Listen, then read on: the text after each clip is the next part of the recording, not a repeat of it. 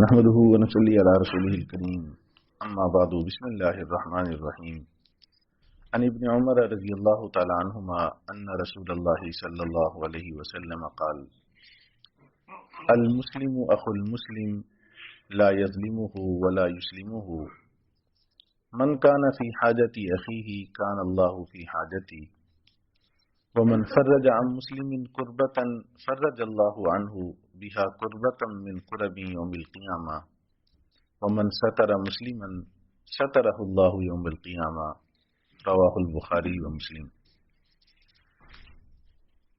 حضرت عبداللہ بن عمر رضی اللہ تعالیٰ عنہما سے مروی ہے، فرماتے ہیں کہ حضور نبی کریم صلی اللہ علیہ وآلہ وسلم نے ارشاد فرمایا، المسلم اخو المسلم، مسلمان مسلمان کا بھائی ہے، لا یظلمہ، نہ تو وہ اس پر ظلم کر سکتا ہے، ولا یسلمہ، اور نہ اس کو بے یار و مددگار چھوڑ سکتا ہے۔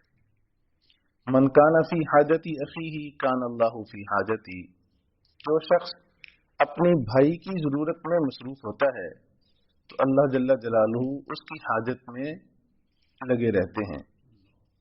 ومن فرج عن مسلم کربتا فرج اللہ عنہ بها کربتا من کرب یوم القیامہ، اور جو کوئی شخص کسی مسلمان کی تکلیف کو دور کر دیتا ہے تو اللہ جل جلالہ اس کے بدلے قیامت کی تکلیفوں میں سے کسی تکلیف کو دور فرما دیں گے۔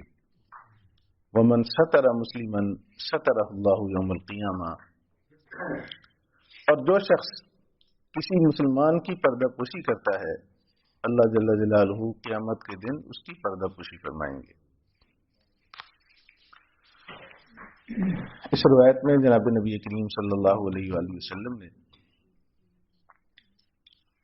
متعدد چیزیں بیان فرمائیں۔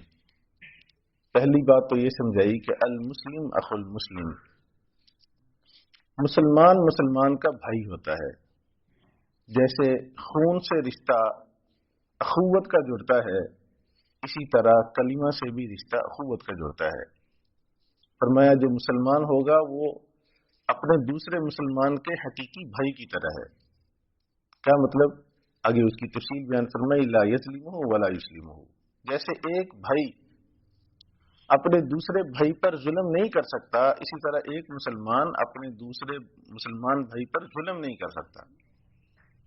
جس طرح بھائی تکلیف میں ہو تو اس کو بے یار و مددگار نہیں چھوڑ سکتا، اس طرح کوئی مسلمان اگر تکلیف میں ہے تو اس کو بے یار و مددگار نہیں چھوڑتا، بلکہ جہاں تک ہو سکتا ہے اس کی مدد کرتا ہے۔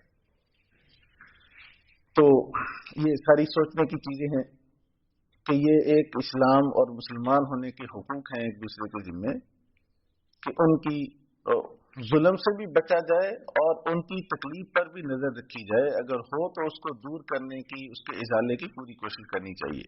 اور آگے ایک بڑی اہم بات ارشاد فرمایا جو مسلمان کسی مسلمان بھائی کی ضرورت میں لگا رہتا ہے، اس کی حاجت کو پورا کرنے میں مصروف ہوتا ہے کہ میں اس کی حاجت کو پورا کر دوں، اس کا انعام کیا ملتا ہے؟ فرمایا اس وقت تک اللہ جل جلالہ اس کی حاجات کے سلسلے میں مصروف رہتے ہیں کہ اس کی کوئی ضرورت نہ رہے۔ اور یہ حقیقی بات ہے، آقا کریم صلی اللہ علیہ وآلہ وسلم نے یہ حقیقت بیان فرمائی۔ آپ کر کے دیکھیں، آپ دوسروں کے لیے کام کریں، اللہ جل جلالہ آپ کی ضروریات کو پورا کرے گی۔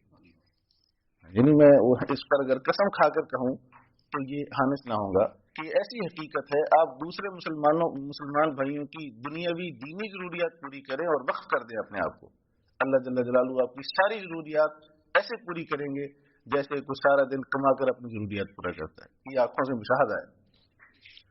اور فرمایا من فرج عن مسلم کربتا فرج اللہ عنہ بها کربتا من کرب یوم القیامہ، کسی مسلمان بھائی کی تکلیف کو جو شخص دور کرتا ہے، فرمایا اس کا انعام یہ ہوگا کہ قیامت میں اگر کوئی بڑی تکلیف ہوگی اللہ جل جلالہ اس کے بدلے میں اس تکلیف کو دور کر دیں گے۔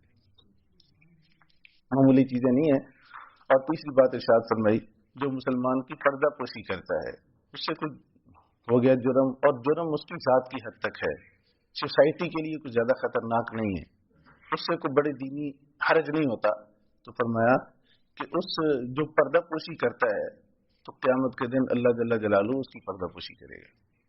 یہ تو انعامات ہیں ان چیزوں کے اور اس حدیث کی روشنی میں خود اپنا محاسبہ کرنے کی ضرورت ہے، مطالبہ کرنے کی ضرورت ہے کہ ہم کہاں کھڑے ہیں۔ مسلمان کا بھائی ہے تو ہم کہاں کھڑے ہیں، اور اگلی جو باتیں ہیں تو ہم کتنا ہمارا عمل ہو رہا ہے، ہم میں سے ہر ایک کو محاسبہ کی ضرورت ہے۔